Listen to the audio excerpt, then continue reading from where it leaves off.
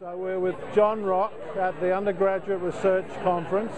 And John, I want to start by asking you, why is it you got into science? Well, back in middle school, this is where I really started to show my affinity for science because, I've always had an inquisitive mind. I've never really been satisfied with a what answer. I've always been looking for why things work the way they do. And so I think this nature is what led me into the science field because it provided answers to questions that have always puzzled me growing up. Okay. That makes good sense. Yeah. In my undergraduate career, a lot of the answers or questions that I've been seeking were answered. For instance, in the field of biology, I learned a lot about how the body works, the mechanisms behind how certain medications, for instance, work. And in other avenues of science as well, like physics, just the way our world works, the physics behind movement and all that stuff really led me to pursue a field in science. Sounds good. So now turn to your poster for a moment and tell us a little bit about what particular problem you're working on right now with this research. Okay, so our poster here is specifically looking at microbial communities in the Lateral Bay estuary.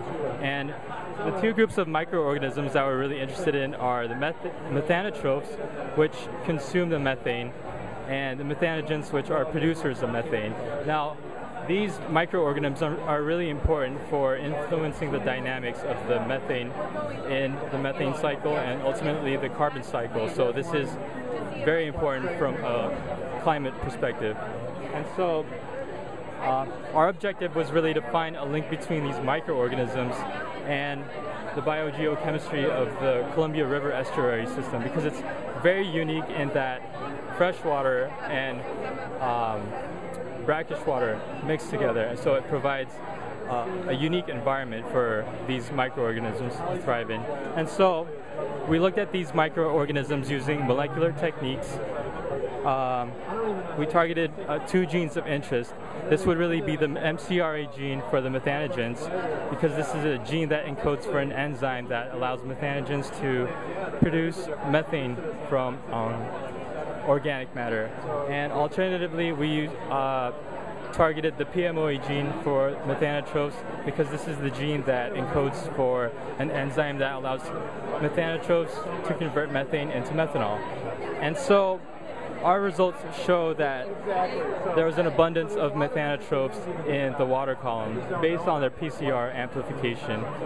And this is not a surprise because wherever there's methane, you'll probably most likely find these methanotrophs taking advantage of methane, right? And so for the methanogens, it was a little more interesting because we wouldn't expect to find these in the water column because they're anaerobic organisms, meaning they thrive in low oxygen environments. However, they were there, so that was interesting. And the reason we think why they're there is because the sediment particles from offshore provide essentially a microenvironment for these methanogens to thrive in, and so that allows them to thrive in flourish there. Flourish, exactly. Yeah, great. Alternatively, the cell may not be functional because even though the gene is there, we don't know if it's functional, and we need to do further analysis to determine whether this is true. So John, you're going to go on and do more science? Are you going to go and do a PhD, or what are you going to do next?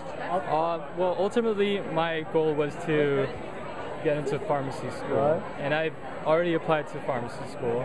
I'm waiting to hear back for them, but if that doesn't pull through, then I'm definitely looking at different avenues. Research would definitely be one of them. After doing this project, I feel like it's opened up opportunities that I've never knew about before. So, thank you very much. Yes, you're welcome. Good.